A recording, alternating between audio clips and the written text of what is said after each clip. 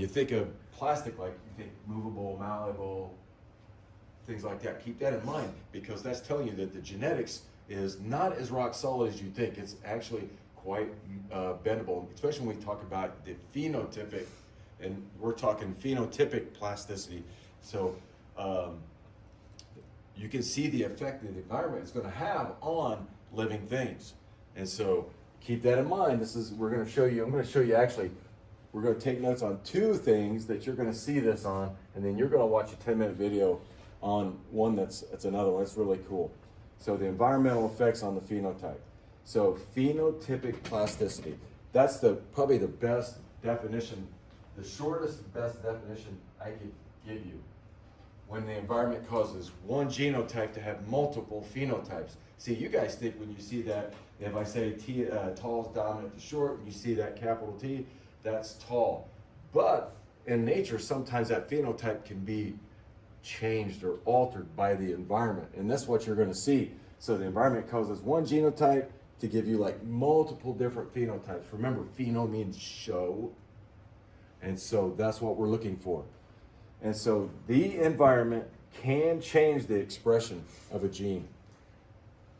There are two astronauts that are twin brothers, Mark and Scott. I can't think of their name, and they studied phenotypic plasticity. They sent one of the brothers up into space, and he was up there for like 2 years.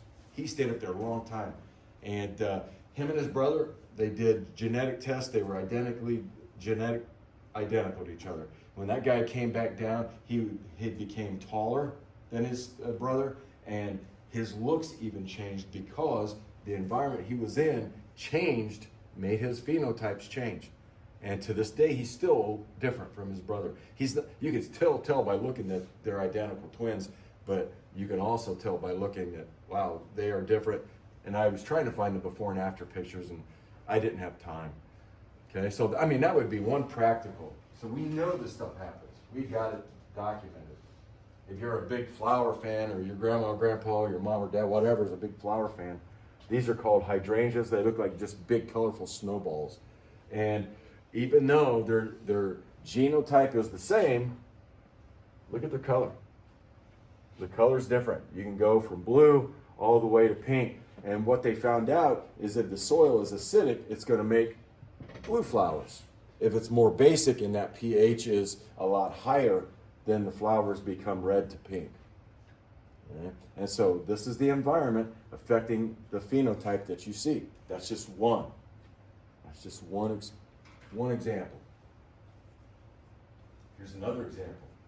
Didn't we look at underneath the leaf? Didn't we look at stomata under the microscope? Do you remember? We did? Can't remember if I do that with you guys or if I do that with just AP. But here's what it basically is. If you look underneath the underside of a leaf, there are little openings called stomata. And what they do is they allow for the gas exchange. So it's going to be pulling in CO2 and it's going to be releasing oxygen.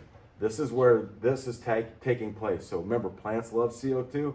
And so during the day and the sun's out, these things tend to open up and they take in more. Because the more sunlight hitting the plant, the faster the process of photosynthesis goes. But at night, it closes up and it slows the process down and still releases. Maybe it won't close all the way. It depends on maybe temperature and stuff like that. But these are basically for gas exchange. Now, they're not on the top side of the leaf, because if these are on the top side and the rain falls, it's going to drown out the plant.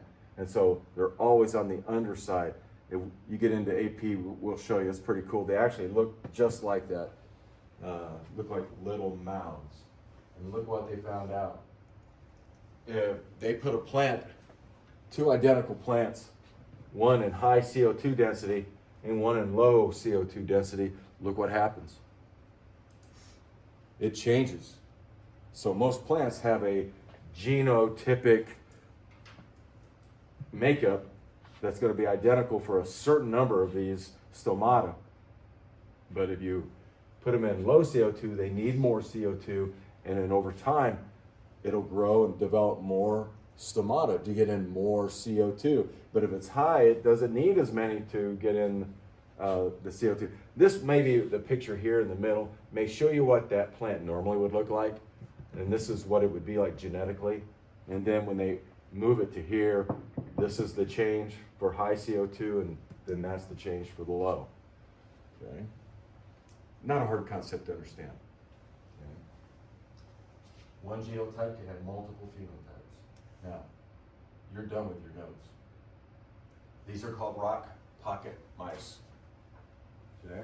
They are genetically, they have the same gene for color. Same gene. But look, they're different colors. So that environment's playing a key role. And so what I'm going to do is I'm going to play a 10-minute video. It's pretty cool. They put it together. It's HHMI. And Dr. Sean Carroll is the guy that narrates it. He's kind of a bigwig at the University of Wisconsin.